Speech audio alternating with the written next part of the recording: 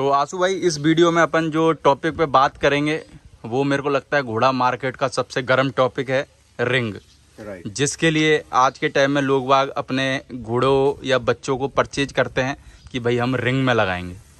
तो मैं आपसे ये जानना चाहूँगा, मैं किसी पर्टिकुलर किसी रिंग के बारे में बात नहीं कर रहा, मैं खाली ऑल रिंग के बारे में बात कर रहा हूँ कि रिंग में जज वगैरह जो होते हैं वो आपके हिसाब से, जो आपको नॉलेज हो, वो क्या देखते हैं और आजकल जो रिंग में हो रहा है उसको आप किस तरीके से देखते हो? एक्चुअली में मैं ज्यादा बड़ी गहरी बात नहीं है, मुद्दा काफी अच्छा है, लेकिन रिंग के लिए अपन अगर प्रदीप भाई बात करें, जैसे मुझसे बड़े भी पशुपालक हैं, मुझसे बड़े भी ज्यादा ब्रीडर हैं, अच्छा, और तीसरे इसमें अपन देखें तो ऐसे लोग भी हैं जिनके पास में घोड़े नहीं हैं लेकिन उनको घोड़े की नॉलेज काफी है। बिल्कुल, ऐसे काफी लोग हैं जो घोड़े नहीं रखते पर नॉलेज के मामले में काफी, उनकी जवानी बीती है घोड़ों में, लेकिन अब जब वो एजेड हो चुके हैं, अपनी गृहस्थी से रिटायर्ड हो चुके हैं, तो अब उनके शरीर में इतनी ताकत नहीं है कि वो रोज राइड कर सके, घोड़े पाल सके, तो उनको काफी नॉलेज है। ठीक है, अब जैसे रिंग की बात पे अपन आते हैं प्रदीप भाई, तो रिंग में अभी आप देख रहे हो चारों तरफ रिंगे हो रही है। बिल्कुल, और हर तरफ रिंग में बवाल हो रहा है। ठीक है, अपन किसी पर्टिकुलर किसी प्राइवेट इवेंट को लेकर या किसी ऑर्गेनाइजर को लेकर अपन बात नहीं करेंगे, ये सबके लिए एक संदेश रहेगा कि सबसे पुरानी रिंग अगर मैं प्रदीप भाई आपको बताऊं, पुष्कर की रिंग है। पुष्कर की कई सालों से हो रही है, सरकारी रिंग है ना? हाँ, जोधपुर की भी नेशनल सरकारी रिंग है जो गस्ट सोसाइटी करती है। पुष्कर की भी हमारी यहाँ की सोसाइटी अभी रजिस्टर्ड नहीं हुई है, ना कोई सोसाइटी बनी है। ठीक है, पुष्कर में जो रिंग होती है, पशु का जो मेला लगता है उसी के आधार पर रिंग होती है। अब अपन जैसे बात करते हैं रिंग की, रिंग अपन कहीं भी ऑर्गेनाइज कर सकते हैं। प्राइवेट रिंग जो ऑर्गेनाइज करते हैं ये लोग, ये जो इवेंट बना के जो ऑर्गेनाइज करते हैं या आपस में ब्रीडरों को कांटेक्ट करके जो रिंग करते हैं, वो एक अलग रिंग होती है, उसमें गिने चुने ही जानवर आते हैं। लेकिन अगर अपन बात करें किसी मेले में रिंग हो रही हो, कोई नेशनल रिंग हो रही हो, तो वहाँ पे किसी को इन्विटेशन नहीं होता है, वहाँ सभी लोग जाते हैं, तो कोई भी आ सकता है। अब मेला लग गया या प्राइवेट रिंग हो रही है, अब अपन आ गए हैं जानवरों के साथ में ग्राउंड में। ठीक है, अब अपन ग्राउंड की बात करते हैं तो बात आती है रियल जजिंग की।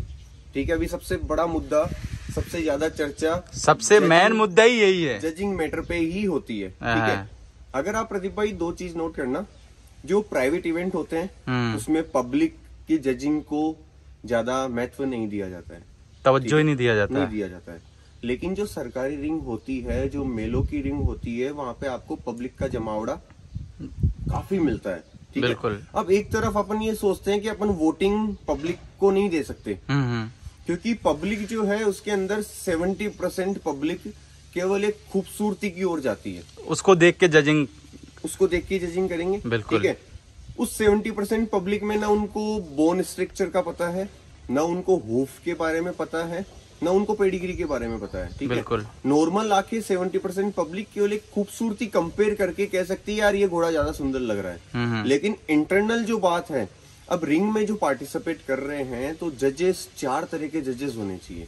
बिल्कुल, कितने तरीके के जजेस होने चाहिए? 4 तरीके। जजेस की कैटेगरी क्या होनी चाहिए, किसको जज बनाना चाहिए? ये एक, मैं जो भी देखने वाले लोग हैं उनको मैं बता रहा हूँ, ये एक सिर्फ आशु पंडित जी का एक आइडिया है। इसको आप ये ना समझें कि ये जजों को समझाने की कोशिश कर रहे हैं, क्योंकि लोग क्या है कि थोड़ा उल्टा ले लेते हैं, क्योंकि तो ये क्या है, एक इनका आइडिया है, तो इनका आइडिया अगर किसी को अच्छा लगे तो फॉलो करो और नहीं लगे तो कोई दिक्कत वाली बात, मतलब ये किसी के ऊपर आरोप और प्रत्यारोप नहीं है। हाँ, बस ये एक विचारधारा वाली बात है कि मेरे इंटेंशंस इस बात को लेकर, इस सब्जेक्ट को लेकर मेरे इंटेंशंस क्या कहते हैं, और मेरे इंटेंशंस, मेरे विचारों को लेकर कितने लोग इसमें समर्थक होते हैं बस, और कितने असमर्थक होते हैं, समझ रहे हो? तो इसमें केवल वोटिंग वाली बात है, एग्री हो तो सही बात है, ना हो तो भी सही बात है, कोई दिक्कत नहीं। ये अपना केवल अपन एक आइडिया दे रहे हैं कि यार ऐसा भी होना चाहिए जो रियल चीज है। तो अब जब रिंग के लिए अपन आते हैं प्रदीप भाई, तो रिंग में क्या है कि 4 तरह के जज होने चाहिए। पहला जज का क्या काम होता है प्रदीप भाई, कि ऐसा नहीं है कि कोई रिंग हो रही है कोई अच्छी ब्लड लाइन से, देखो जजेस न तो ब्लड लाइन पूछते हैं, न वो ओनर का नाम पूछते हैं, ठीक है, न वो ये पूछते हैं कि किसका बच्चा है। जज का काम होता है ऑल ओवर उस घोड़े को देखना, फिर उसको जज कर और उसका स्थान निर्धारित करना। ठीक है, तो अपन देखेंगे प्रदीप भाई 5 स्थान इनमें महत्वपूर्ण होते हैं। फर्स्ट, सेकंड, थर्ड, फोर्थ, 5, ठीक है। फिर अंडर 10 में घोड़ों को लेते हैं। जैसे 50 घोड़ों की अगर रिंग हुई, सांड घोड़ों की, तो उनको सबसे पहले अंडर 10 में लेंगे। अंडर 10 में लेने के बाद में फिर अंडर 5 लेंगे। अंडर 5 लेने के बाद में अंडर 3, फिर पहला, दूसरा और तीसरा विजेता बनाया जाता है, ठीक है। अब जजिंग की बात पे अपन आते हैं, तो 4 तरह के जजेस इसमें होने चाहिए। पहला जजेस जो अच्छे से, जिसको बोन्स की नॉलेज हो कि घोड़े की बोन कैसी होनी चाहिए, ठीक है। दूसरा जज इसमें होना चाहिए जो केवल हूफ के जजेस हो, केवल घोड़ों के सूम ही देखें, जिनको बेहतरीन नॉलेज हो केवल घोड़ों के सूम की, जिन्होंने अच्छी स्टडी करी हो। अगर मान लो किसी के पास में क्वालिफाइड नहीं है, अगर किसी के पास में पेपर वर्क नहीं है, तो जरूरी नहीं है वो जज नहीं बन सकता। अगर उसके पास में उसका प्रैक्टिकल है तो वो जज बन सकता है, लेकिन उसको नॉलेज होनी चाहिए, किस पार्ट को किस नाम से जाना जाता है ये उसको पता होना चाहिए, हूफ के क्या क्या ट्रीटमेंट होते हैं वो उसको पता होना चाहिए, ठीक है। तो 2 जज अपने ये हो गए, एक बोन का हो गया, एक हूफ का हो गया। प्रदीप भाई, तीसरा जज होता है जो स्किन के लिए होता है। आप देखेंगे जो भी रिंग शो के लिए बंदे जानवर तैयार करते हैं वो 3-4 महीने में मेहनत तो करते हैं, बना के लाते हैं, लेकिन रिंग कंपटीशन के बाद में उनकी वो मेहनत वापस नहीं दिखाई देती है। बिल्कुल। तो केवल एक रिंग के लिए पर्टिकुलर उस जानवर को बनाना, जिसके रिजल्ट ना आए हो, आगे वो अच्छी ब्रीडिंग ना कर पा रहा हो, उसको अगर अपन ने जिताया तो वहां पे आगे जाके हॉर्स सोसाइटी को नुकसान होता है, ठीक है। तो तीसरा जज एक स्किन केयर, जो पूरे स्किन के बारे में उसको नॉलेज हो, वैसा जज होना चाहिए, ठीक है। फिर चौथा जज होना चाहिए प्रदीप भाई जो एक घोड़े के स्ट्रक्चर को देख सके कि इस घोड़े का कैसा स्ट्रक्चर है, इस घोड़े की कैसी बनावट है, इस घोड़े के लिए कौन कौन सी घोड़ियां बनी हैं जिनके ऊपर इसको मेट किया जा सकता है, ताकि कलर फॉर्म आउट ना जाए, मतलब अलग कलर के जानवर पैदा ना हो जिसके ऊपर मारवाड़ी घोड़ों को ब्रीड ना किया जा सके। जैसे अभी प्रदीप भाई लोग अबलक के ऊपर खोलते हैं मारवाड़ी घोड़ों को। अब कई बार प्रदीप भाई क्या होता है, अगर सेलेक्टिव ब्रीडिंग नहीं है, ब्रीडिंग भी 4 प्रकार की होती है, तो सेलेक्टिव ब्रीडिंग सबसे अच्छी मानी जाती है, जिनमें पेशेंस होता है, जिस ब्रीडर को कम लालच होता है, कम मोह होता है, वो हमेशा अपने घोड़ों को जो ज्यादा प्यार करता है वो हमेशा सेलेक्टिव ब्रीडिंग पे ध्यान देगा, ठीक है। वो ना इनर ब्रीडिंग करेगा ना वो ब्रीडिंग करेगा, ठीक है। वो सेलेक्टिव ब्रीडिंग और ब्लड लाइन ब्रीडिंग, इन 2 पे ही ज्यादा ध्यान देगा, उसी का घोड़ा ही अच्छे रिजल्ट मार्केट में प्रोड्यूस कर पाएगा, ठीक है। तो चौथा जज जो है, 4th नंबर जो जज आते हैं, वो पूरे घोड़े की बनावट के, घोड़े के अंदर कितने पॉइंट है, 9 पॉइंटों का घोड़ा होता है, ठीक है। तो चौथा जज वो होना चाहिए जो घोड़े के ओवरऑल पॉइंट देख सके। यानी कि ऐसे बोले, एक तरीके से ये बोल सकते हैं कि तीनों के ऊपर एक हेड जज हो, यानी एक्सपीरियंस पर्सन हो, जिसको चारों फॉर्म की नॉलेज हो, ठीक है। फाइनल डिक्लेयर वो करेंगे, फाइनल डिसीजन चारों जज मिलकर कंसल्ट कर और पब्लिक की अपील को देखते हुए फिर वो आपस में डिस्कस करेंगे, तब उसको विजेता बनाया जाएगा, ठीक है। बिल्कुल। अभी क्या होता है प्रदीप भाई, इसमें भी मैं किसी के ऊपर आरोप नहीं लगा रहा हूँ या व्यक्तिगत किसी की मैं बात नहीं कर रहा हूँ। अभी मैं 5-7 सालों से ये देख रहा हूँ प्रदीप भाई कि जिसने सांड घोड़ा तैयार किया, जिसके रिंग में 2 बार उसका नंबर लगा, और नंबर लगते ही आपको पता है बिग डील हो जाती है। तो जिसने 50 लाख में घोड़ा बेच दिया, जिसने 2 घोड़े 40-50 लाख रुपए के बेच दिए, तो प्रदीप भाई वही जज बनते हुए मैंने देखे हैं। बिल्कुल, हाँ, बन सकते हैं ना, समझ रहे हो। उनको ना ढंग से राइड करना आता है, ना वो घोड़ों पे माउंट कर सकते हैं, ना वो घोड़ों को अकेला ब्रीड कर सकते हैं, ना वो अकेले ग्रूमिंग कर सकते हैं, ठीक है, न वो नए जानवर को पिकअप में लोड कर सकते हैं, न वो अनलोड कर सकते हैं। तो उन लोगों के लिए वो प्रैक्टिकल में माइनस है, तो उनको उस ग्राउंड में जजेस के लिए पीछे ही खड़ा होना चाहिए, उनको ज्यादा हिस्सादार आगे स्टेप में नहीं बनना चाहिए, तो ठीक है। तो इसमें बात आएगी प्रदीप भाई कि रिंग में जो घोड़े जीतते हैं, तो ऐसे घोड़ों को जिताना चाहिए जो रियल में हकदार है, जो आगे अपने से बेहतरीन बच्चे, अपने से बेहतरीन फोल पैदा करें, ठीक है। अब आप इसमें ये देखोगे प्रदीप भाई कि जिन्होंने अच्छे फोल पैदा किए हैं वो कभी रिंग में ही नहीं आए, नहीं, कभी नहीं आए, लेकिन उनके मालिक आज जज बन के खड़े हैं। बिल्कुल। और वो भी उनको किसी ने गिफ्ट दिए हैं, किसी ने पैसे से खरीद के लाके वो अमानत अपने स्टेट में लाके खड़ी करी है, और अब वो प्रूव कर रहे हैं। तो इसमें सबसे बड़ा सलूट उस ओल्ड ओनर को है जिन्होंने इतना बड़ा घोड़ा, सांड घोड़ा, ये विश्वास करके दिया कि यार आगे जाके ये पैसों का लालच नहीं करेगा, मेरे घोड़ों को अच्छी घोड़ियों से मेट कराएगा और मेरे घोड़े की अच्छी प्रजाति आगे फ्यूचर, आगे जनरेशन के लिए ये प्रोड्यूस करके तैयार रखेगा। बिल्कुल। तो वो भी प्रदीप भाई, उनकी भी कुदरत ने परीक्षा ली है, वो भी 3-4 सालों में फेल हो गए। बिल्कुल। उन्होंने भी ब्रीडिंग के चक्कर में फिर घोड़ियों की लाइन लगा दी। आज वो घोड़े पेडक के अंदर फ्री खड़े हैं कि घोड़ियां आ भी रही है तो मालिक बोल रहा है कि नहीं यार भैया, अभी 5 महीने हो गए, मैं ब्रीड नहीं कर रहा हूँ। क्यों नहीं कर रहे? क्योंकि उन्होंने कम समय में इतनी घोड़ियों से मेटिंग कर दी है कि उनके स्पर्म का जो एक शुक्राणुओं का जो एक जमाव होता है, यानी घोड़ी ठहर नहीं रही कुल मिला के कहे तो, वो एक्चुअली में सेम सिस्टम होता है ह्यूमन और एनिमल्स का। बिल्कुल बिल्कुल। इनका एक टाइम लिमिट के साथ में साइकिल चलनी चाहिए। अगर आप साइकिल को ज्यादा ओवर स्मार्ट बन के ओवर टाइमिंग चलाओगे तो ये कुदरत से परे चली जाएगी। तो यार कोई दुनिया में यार वो तो दुनिया में हर चीज है, किसी भी चीज में ज्यादा स्पीड दोगे तो आगे जाके तो खतरा आएगा ही। क्या होता है, आदमी खुद का कंट्रोल खो देता है और कुदरत की बनाई हुई चीज, उसमें भी कुदरत अपना कंट्रोल खोने लगती है। फिर उसको क्या होता है, एकांत में रखना पड़ता है। फिर कुदरत धीरे धीरे अपना असर दिखाती है, मालिक फिर अपनी केयर करता है, यानी कि वो सेट होता है, फिर दोबारा फिर वो तैयार होता है, समझ लो। तो इसमें क्या है प्रदीप भाई, रिंग के अंदर हम सभी पशुपालक को अब एक होना चाहिए। आप ये देखो कि हर रिंग में मैंने अभी देखा है कि सब जगह लड़ाइयाँ हो रही है। सर मेरे बच्चे में क्या मीन में थी, सर मेरे बच्चे में ये क्या था। जैसे आपको पता हो, एक मेरे फ्रेंड है संदीप मंगा करके, उन्होंने वो लाइव भी आए थे, आपको पता हो तो शायद वो लाल अबलग दाना का बच्चा है उनके पास, हरियाणा से थे, पता नहीं कहाँ से थे। बिल्कुल। तो वो काफी निराश हुए थे और काफी लोगों ने उनको ये भी बोला था कि यार संदीप भाई, इतने घबराने वाली बात नहीं है, आगे जाके आपका बच्चा भी काले बच्चे पैदा करेगा और तब ये आपका नाम करेगा। एक्चुअली में रिंग में उनके बच्चे ने काफी अच्छा परफॉर्म किया था, लेकिन एक कलर की वजह से उसको रिंग से बाहर निकाल दिया गया। बिल्कुल। ठीक है, तो इसमें यह भी क्वेश्चन आया कि क्या रिंग में कलर देखा जाता है या घोड़ा देखा जाता है, या घोड़े का स्ट्रक्चर देखा जाता है, या घोड़े की बनावट देखी जाती है, या घोड़े का मालिक देखा जाता है। जब ऐसे मुद्दे घटित होंगे ना प्रदीप भाई, तो कई तरह के क्वेश्चन नहीं पर अभी देखो, अभी जैसे अगर अपन मुद्दे की बात पे आए तो मुद्दे की बात तो ये कि जो आपने अभी बात बताई है उसमें से कोई भी काम रिंग में नहीं हो रहा है, उसका बिल्कुल विपरीत हो रहा है। आज के टाइम में घोड़ा किसने पकड़ रखा है, घोड़ा किसका है ना, और घोड़ा किसने किसको दिया है, उन सारी चीजों को देखा जा रहा है ओवरऑल। बिल्कुल। तो मेरे हिसाब से ये रिंग नहीं हुई, है ना, प्राइवेट इवेंट हुआ ना। हाँ, जज भी ये देख लेता है कि अच्छा ये भाई साहब इनका घोड़ा है, ये तो बहुत बड़े आदमी है, इनका देने का, वरना ये गुस्सा हो जाएंगे। बिना डोनेशन की बात नहीं है ना। और मैंने तो बहुत सारे जज ऐसे भी देखे जिन्होंने अपने घर में बच्चा पैदा नहीं करा, पर मार्केट में इतनी ज्ञान की बातें करते हैं ना कि जिसकी कोई हद नहीं है। ऐसा लगता है कि ये हिंदुस्तान का सबसे बड़ा ब्रीडर यही है। दूसरों को इतना ज्ञान समझाता है, जैसे कि अब नाम तो अपन किसी का ले नहीं रहे, पर जो समझने वाला है वो अपने आप समझ जाता है। और अपना काम यानी कि लोगों को जागरूक करने का है, न को अपने ही उससे दुश्मनी, ना मेरी उनसे दुश्मनी, पर जो सच है वो लोगों को पता लगना चाहिए। तो ऐसे लोग भी क्या है आजकल रिंग में खड़े हो जाते हैं, जजिंग करने लग जाते हैं, जिन्होंने अपने घर एक बच्चा पैदा नहीं करा। बिल्कुल, काफी है।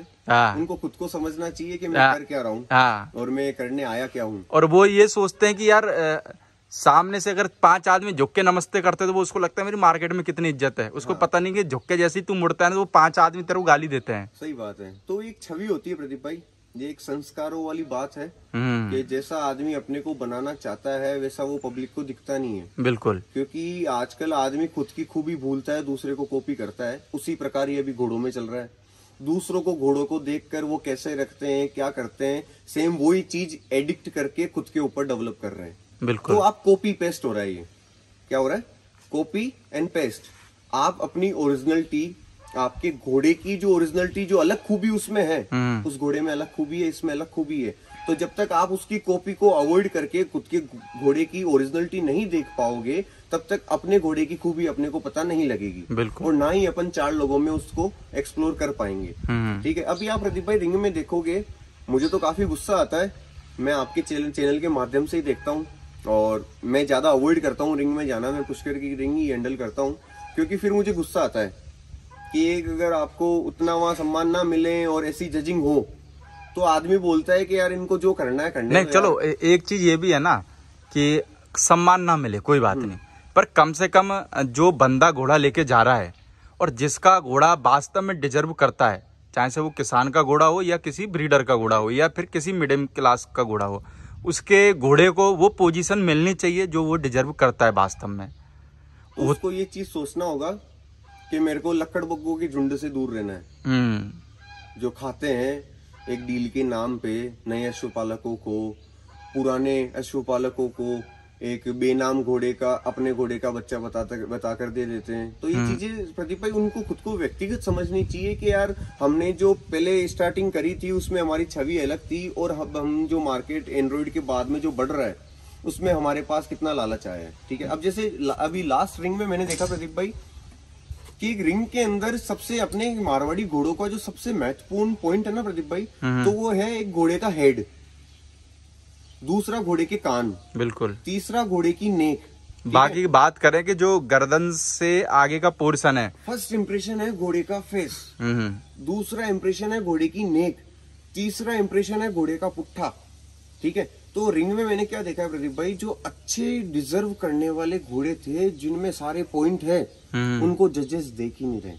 क्यों? क्योंकि उनके बेचारे जो ऑनर है वो अननोन है, बिल्कुल, उनकी ज्यादा रिलेशंस नहीं है इस हॉर्स सोसाइटी में जो चेन बनी हुई है। ठीक है, दूसरी चीज आप देखना प्रदीप भाई, मैंने अभी जो 4 रिंगों में नोट करी है कि घोड़े के कान 180 डिग्री में रोटेट करते हैं। बिल्कुल। अब आप देखना रिंग में आपने काफी शूट किए हैं, आप भी एक बार उन पे मेजर करना, और मैं आपसे भी कहना चाहता हूँ नहीं, मैं तो क्या है मेजर कम ही करता हूँ, क्योंकि मेरे मेजर करते ही तो क्या बवाल हो जाते हैं। बवाल हो जाता है। लेकिन अब इसमें मैं आपको एक पॉइंट देता हूँ, जैसे आप क्वेश्चन पूछते हैं किसी भी नए अश्वपालक से या किसी भी ब्रीडर से, ठीक है, तो मैं आपको कुछ घोड़े के पॉइंट बताऊंगा। अगर किसी अश्वपालक के पास में आप अगर उस पॉइंट के घोड़े देखें तो तुरंत उस पॉइंट पे उससे बात करें। बिल्कुल, ठीक है, तो जो मैं पॉइंट आपको बताऊंगा तो आपके दिमाग में अपने आप 5 क्वेश्चन बन जाएंगे, वो आप अपने आप उससे उत्तर ले लोगे। बिल्कुल। तो पहला पॉइंट मैं प्रदीप भाई आपको देता हूँ कि फर्स्ट चीज जो मारवाड़ी घोड़ा बोलता है, उसके कान कभी भी आगे रोटेट नहीं करते, झुके हुए नहीं होने चाहिए, आगे की तरफ ना झुके, खुले ना रहे। ठीक है, ये ब्रीडिंग सेंस है। ये ऐसे घोड़ों को रिंग में नहीं जिताना चाहिए जिनके कान खुले हों, आगे की तरफ रोटेट होते हों। ठीक है, जिनकी गर्दन का मणिया पूरा ब्रोड हो, कि नीचे से भी ब्रोड आ रहा है और ऊपर से नैरो नहीं है, पूरा ब्रोड है, उन घोड़ों को रिंग में नहीं जिताना चाहिए, क्योंकि आगे वो वैसे ही फोल पैदा करेंगे। उनको आप कितनी अच्छी घोड़ी लाकर दे दो, अगर आप उसको 9 इंच मणिया की घोड़ी भी लाकर दोगे तो 18 इंच का वो घोड़ा है, उसकी गर्दन 18 इंच चौड़ी है और घोड़ी की 9 इंच है, तो वो बच्चों में भी घोड़ी वो कवर नहीं कर पाएगी। जबकि मैं आपकी बात को यहाँ पे काटूंगा, पर आज के टाइम पे जो आप बोल रहे हो खुले कान वाला घोड़ा नहीं आना चाहिए। खुले कान वाले बहुत सारे घोड़े मैंने विनर बनते हुए देखे, तो वो जज नहीं है ना जो उनको जज कर पा रहे हैं ना, तो फॉल्ट वहाँ घोड़े का नहीं है। उस घोड़े में अपन माइनस पॉइंट नहीं निकालेंगे, उसका तो पॉइंट है, वो कुदरत ने दिया है, वो ब्रीडिंग से आया है।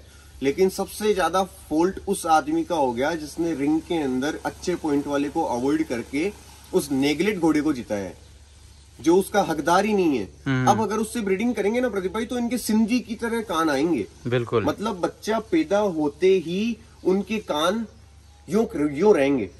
अब वो ब्रीडर बोलेगा कि भाई साहब ये अभी 3 महीने का होगा तब इसके कान ऐसे हो जाएंगे।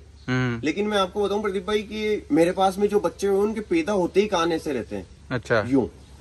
तो उसमें बाद का और ऐसा कुछ फर्क पहला सीन तो क्या रहता हुआ है ऐसा मेरे को, तो उस खूबसूरती बचपन से ही दिखाई देती है। वो कहते हैं ना पूत के पग पालने में दिखते हैं। तो ब्रीडिंग सेंस हमेशा जब आपकी घोड़ी थान लाती है, आपको तभी पता लग जाता है कि बच्चा मेरा नाम करेगा या अगले ओनर का करेगा या मेरी जगह का करेगा। बिल्कुल, तो ये अपने आप पता लग जाता है। तो जजेस को रिंग में ये ध्यान रखना चाहिए कि यार गर्दन अच्छी हो, उसका उठाव अच्छा हो, उसका बैरल अच्छा हो, उसकी जो गामची है उसमें ज्यादा स्पेस ना हो, उसके हूफ्स अच्छे हों। अब हूफ्स में भी क्या है प्रदीप भाई, 3-4 तरह के हूफ होते हैं। एक हूफ होता है जो कटोरे की तरह गोल होता है, बहुत बड़े होते हैं। लोग कहते हैं अरे इस घोड़े के तो सांड की तरह हूफ है। आप नोट करना प्रदीप भाई, ये नए अश्वपालकों के लिए है, जो अभी 4-5 सालों में अश्वपालक बने, उनके लिए ये चीज बहुत इंपोर्टेंट बात है कि कई लोग जो कटोरे की तरह हूफ होते हैं, देखना आप ज्यादा बड़े होते हैं, ज्यादा बड़े होते हैं, हाथी की तरह हूफ होते हैं, वो उनको अच्छा मानते हैं, बोलते हैं बहुत स्ट्रॉन्ग हूफ के हैं, इसके बच्चों में भी बड़े बड़े हूफ आते हैं। घोड़ा वही होता है जिसके हूफ बड़े हों। मैं आपको बताता हूँ, जिस प्रकार 4 तरह की ब्रीडिंग होती है, 4-5 तरह के घोड़े होते हैं, वैसे ही इनमें हूफ की बनावट अलग अलग होती है। जो कटोरे की तरह हूफ है प्रदीप भाई, अगर उनके ऊपर मैं राइड करता हूँ ना, तो वो नोट कर लेना आप, जो मैं आपको मेरे हैंड से जो आपको चाल बता रहा हूँ, वो यूं ऊपर उठाते हुए और यूं अलग से लगेंगे। जब अपन उनके पीछे के पैरों को देखेंगे तो अपन देखेंगे कि यार आगे का अलाइनमेंट कहाँ जा रहा है, पीछे का अलाइनमेंट कहाँ जा रहा है। तो आगे का अलाइनमेंट अपने को ज्यादा चौड़ा देखने को मिलेगा, और जब पीछे वाले पैरों का अपन अलाइनमेंट देखेंगे तो वो यूं पास में चल रहा है। बिल्कुल। अब पीछे वाले पैर यूं है, आगे वाले पैर यूं है, तो वो राइड में फेल है घोड़ा। बिल्कुल। वो 5 किलोमीटर चलते ही घोड़ा थक जाएगा। एक दूसरे हूफ आते हैं प्रदीप भाई, जो अच्छे शेप में होते हैं और थोड़े लंबे होते हैं। वो हमेशा घोड़ा एकदम सामने लेके चलेगा, जहाँ आगे का पैर गिर रहा है वहीं पीछे वाला पैर गिरेगा। बिल्कुल। ठीक है, उसमें कहीं मूविंग नहीं आएगी। तीसरे हूफ होते हैं जो ज्यादा चौड़े नहीं होते लेकिन एक मोटे होते हैं, जिनमें ज्यादा लंबाई नहीं होती है, लेकिन वो गोल रहेंगे लेकिन थोड़े मोटे रहेंगे। उनमें भी यही प्रॉब्लम है कि वो छपकियां ज्यादा देंगे। वो राइड करते समय आपको ऐसा नहीं लगेगा कि यार मेरा घोड़ा थोड़ा सा हवा में है, जबकि जब घोड़े पे अपन राइड करते हैं तो अपने को महसूस होता है ये चीज कि ये पवन वेग से उड़ने वाले घोड़े हैं, ये पवन के बहाव के साथ चलते हैं। तो रियल मारवाड़ी घोड़ा ही वो है जो हवा की चाल के साथ चले, जिसपे सवार बैठने के बाद में उसको ये एहसास ना हो कि मेरा घोड़ा पैर पटक रहा है या गिरा रहा है या ज्यादा नॉइज सी चल रही है। ठीक है, एक आप रोड पे घोड़े को चलाओगे तो एक घोड़े के हूफ का एक अलग सा साउंड आता है। बिल्कुल अलग आता है, अलग सा साउंड आता है। तो उस साउंड से अपन मेजर कर सकते हैं कि ये हूफ से हेल्थी है या नहीं है। कुदरत ने काफी सिम्टम्स इनमें छोड़े हैं कि वो नेचुरली अपने को बता सके कि मैं फिट हूं या अनफिट हूं। ठीक है, तो ये छोटी छोटी बेस्ट नॉलेज है प्रदीप भाई, जो जजेस को तो होनी ही चाहिए।